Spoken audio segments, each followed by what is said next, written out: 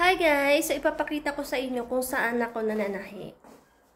So, this is my place. So, nagkakape ako. Ito yung pattern ko, yung mga extra na tahiin ko.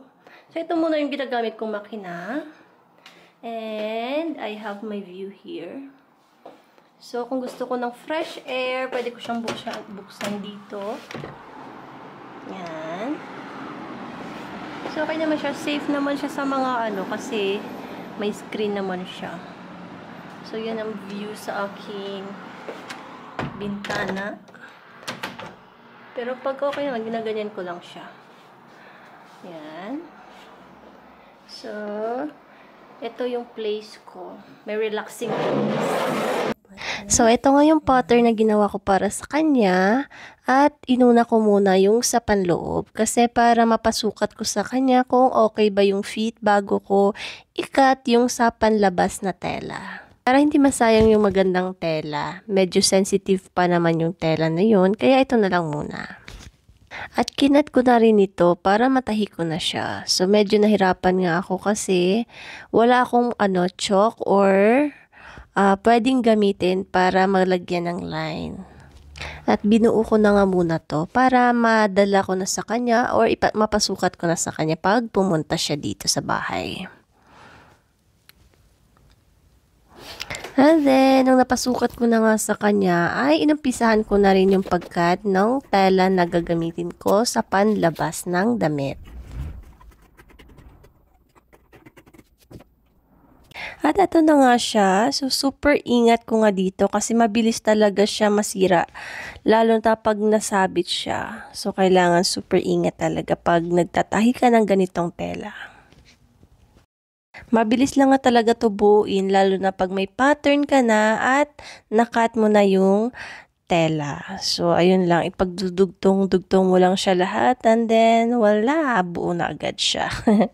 Diba? So, ipapakita ko sa inyo. Ganito kasi yun siya. Ayan. So, medyo malaki kasi nga hindi naman to yung tamang fit sa akin. So, ganito kasi yung style na gusto niya. So, sinunod ko lang din. Ayan. At ito, malapit ko na nga tumatapos. Papakita ko sa inyo. So, ito yung pang second na project ko dito sa Romania. So, malapit na rin siya matapos. Ang cute ng kulay niya, no? So, ito siya. Okay na, tapos naman sa likod. Malinis yung pagkagawa. Ito yung zipper. Ay.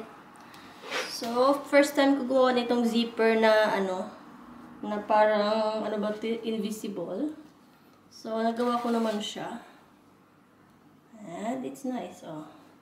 Malinis yung pagkagawa niya, no? So, nagpa-practice pa lang ako. So, hindi pa ako magaling. I want to learn more. Para syempre, iba talaga pag hasang-hasa ka, di ba?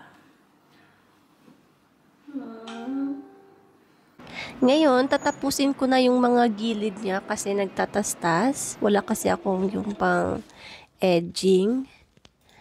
At yung sa sleeve na lang. At dito nga sa mga gilid, ang ginamit ko lang dito na stitch ay zigzag. Para hindi lang siya matastas. So, ganito siya pag tinignan. Ayan. So, okay na rin to. Malinis naman siya tingnan. At ito na nga ang final look ng aking dress na ginawa. Sa tingin ko, masaya naman siya sa kanyang dress. So, hanggang dito na lang. Thank you for watching. Bye!